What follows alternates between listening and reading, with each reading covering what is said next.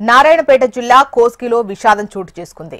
పెళ్లైన 3 రోజులకే చంద్రవంక గ్రామానికి చెందిన నవవధువు శ్రీలత పురుగుల మందు తాగి ఆత్మహత్యకు పాల్పడింది. ఈ నెల 26న భీమవరం గ్రామానికి చెందిన ఓ యువకుడితో శ్రీలతకు వివాహమైంది.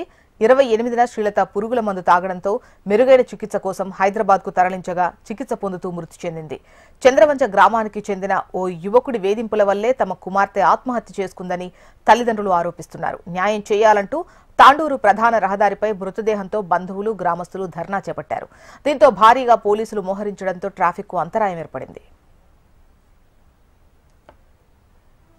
కాంగ్రెస్ ముఖ్య నేత రేవంత్ అయినటువంటి శ్రీశైలం ఉల్లా శ్రీలతని ప్రేమించి ఆమె మ్యారేజ్ అయినా కానీ ఆమెను వదలకుండా ఆమెకు ఫోన్ చేసి ఆమె టార్చర్ పెట్టి ఆదివారం రోజు మ్యారేజ్ అయితే నేను వస్తాను, నువ్వు నాకు రావాలని చెప్పి ఆమెను వేధించినందుకు ఆమె మానసికంగా బాధతోటి ఆమె చనిపోయిన కారణం